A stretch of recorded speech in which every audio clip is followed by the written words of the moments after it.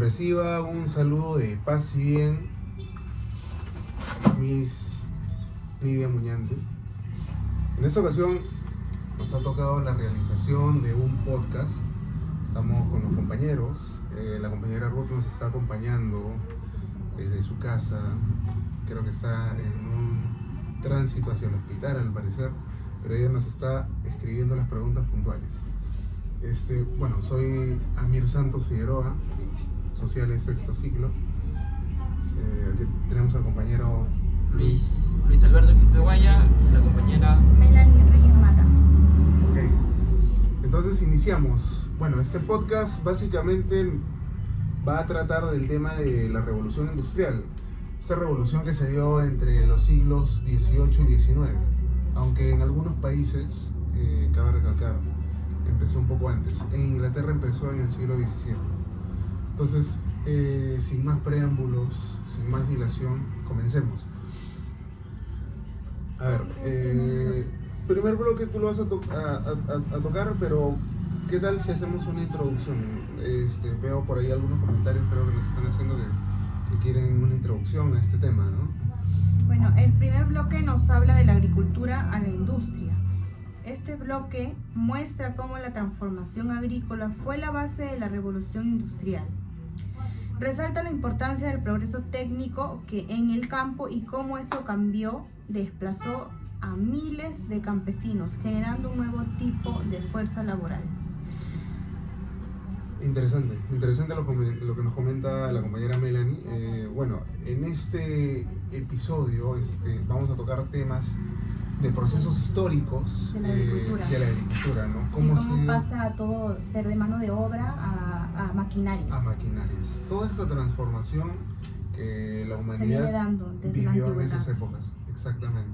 Entonces, el primer punto es de la agricultura a la industria. Entonces, hay que entender que hay un proceso desde la agricultura a la industria.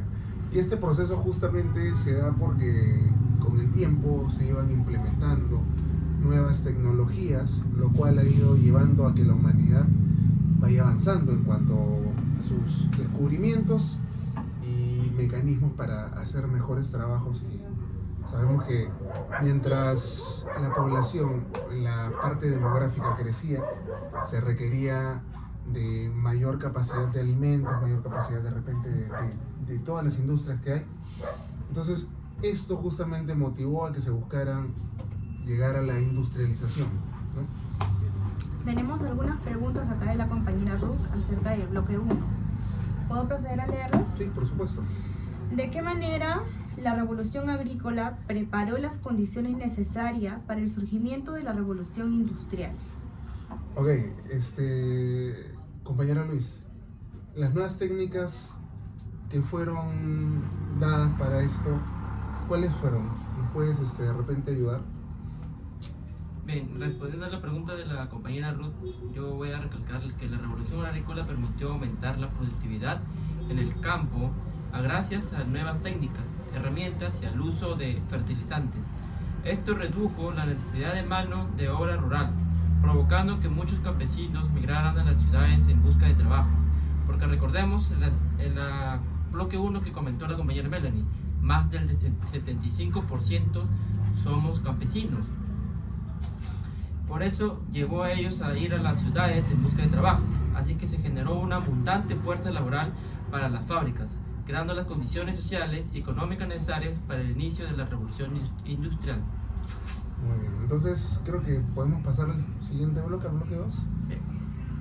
A ver, comentando del bloque 2, el nacimiento de las ciudades y el nuevo orden social. Con la llegada de la industria, las ciudades crecieron rápidamente. Se produjo un fenómeno de urbanización masiva. Los antiguos artesanos no pudieron competir con las fábricas mecanizadas y muchos acabaron en la pobreza.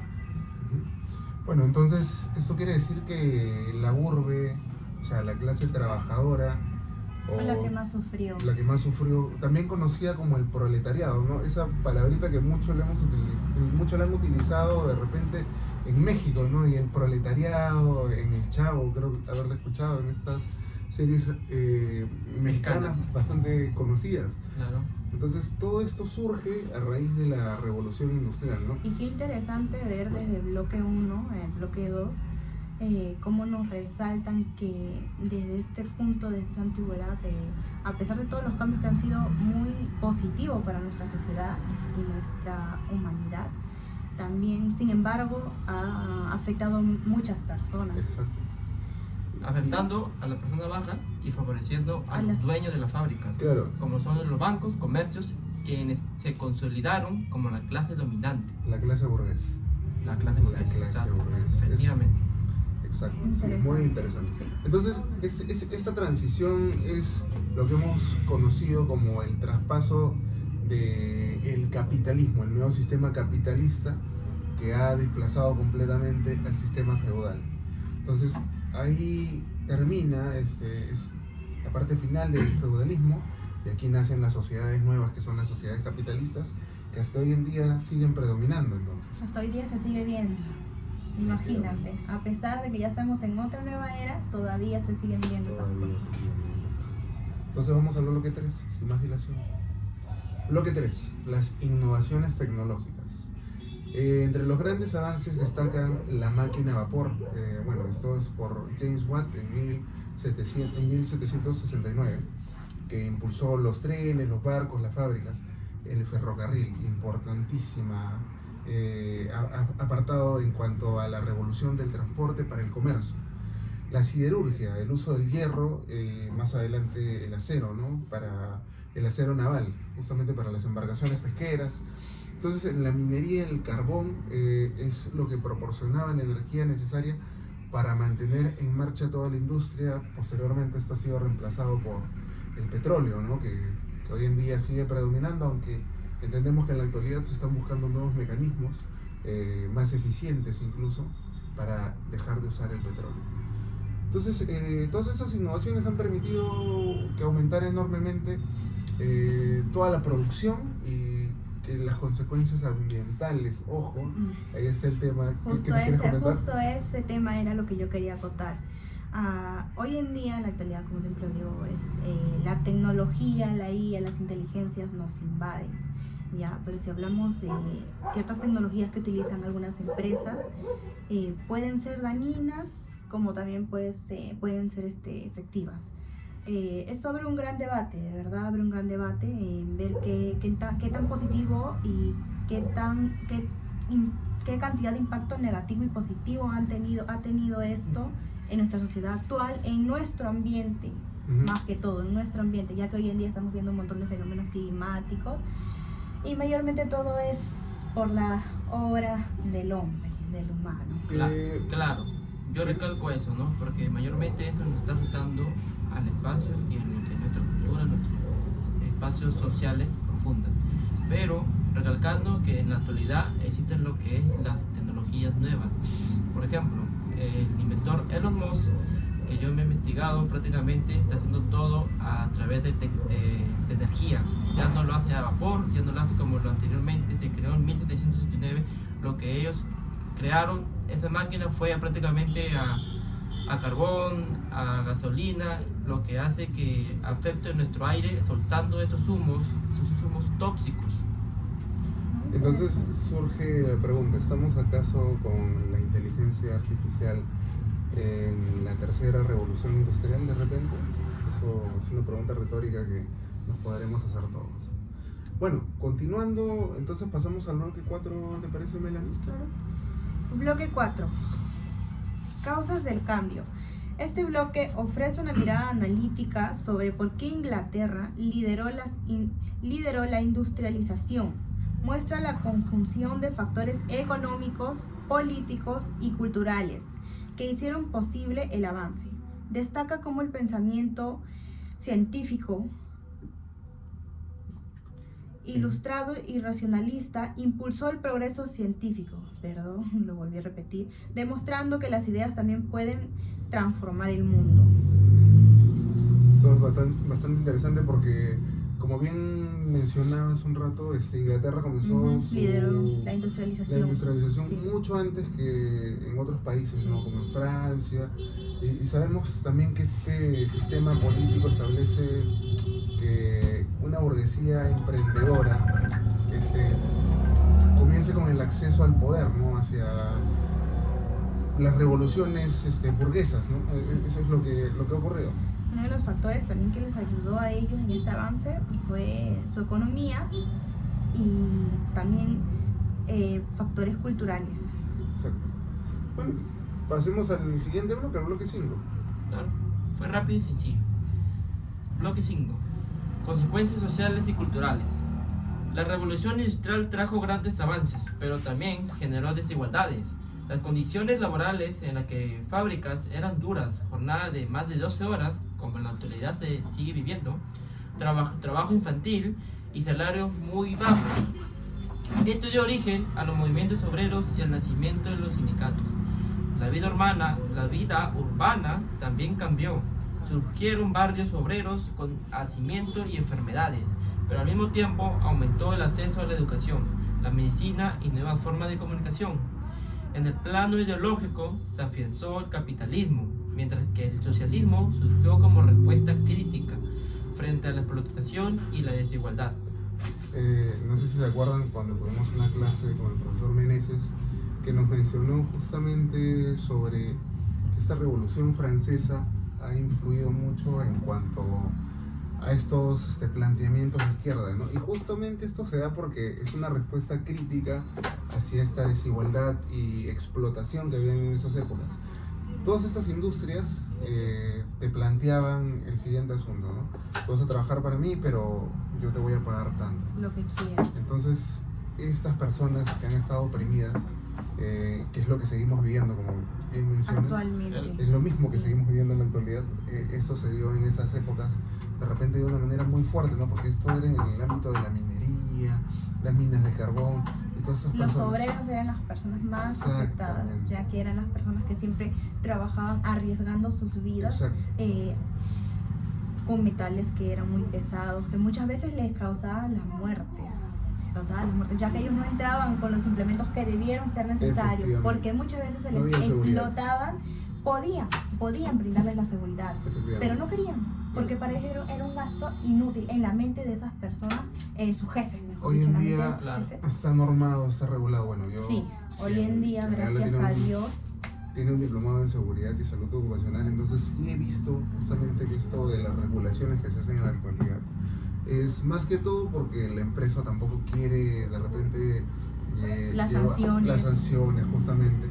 ¿Sabes qué es lo que pasa también en la actualidad? Una empresa busca que tercerizar, porque si la empresa directamente cubre los gastos de los trabajadores que son de las empresas terceras, para ellos sería un gasto muy grande. Una pérdida sería para ellos. En pocas palabras, tremenda pérdida. Hay situaciones que son bastante debatibles aquí. Este tema es muy extenso. Muy extenso. Como podemos ver en las últimas noticias, una de las que fue impactante para mí en este caso fue, ¿cómo se llama esta empresa?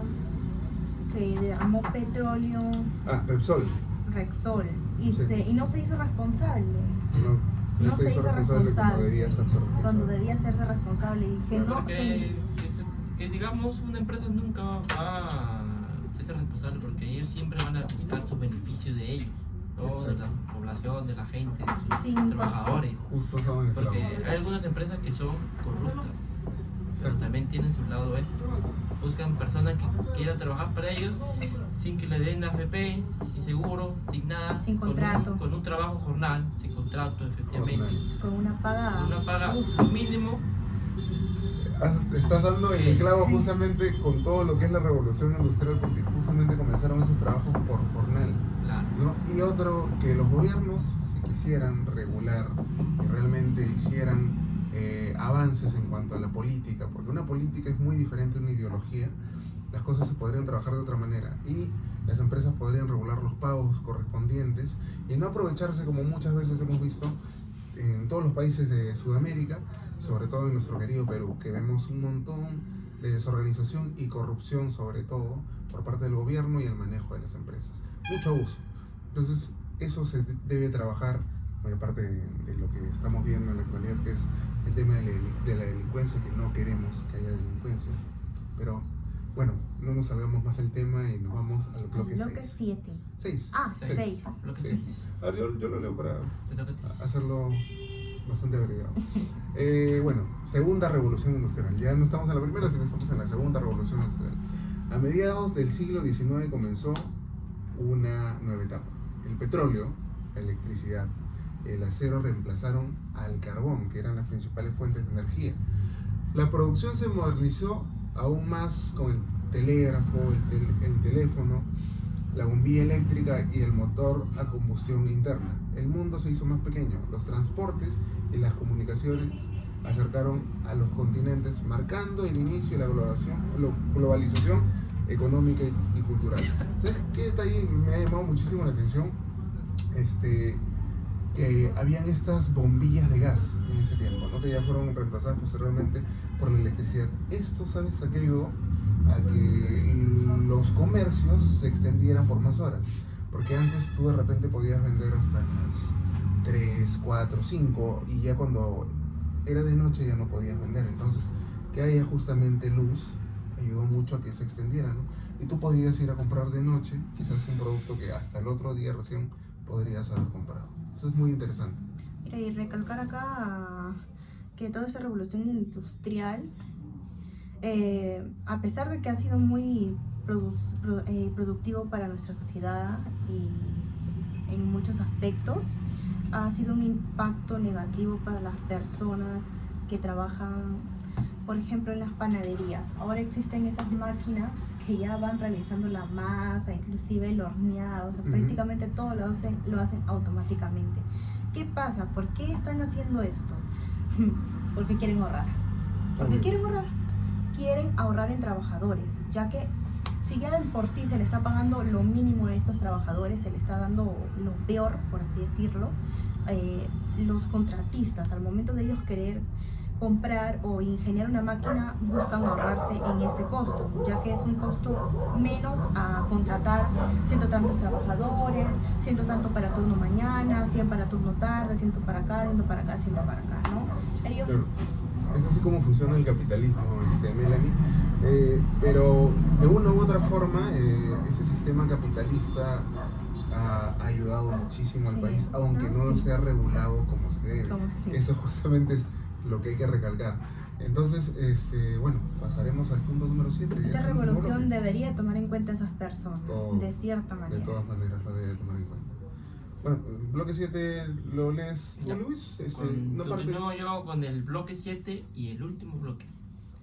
Bien, consecuencias y transformaciones de la revolución industrial.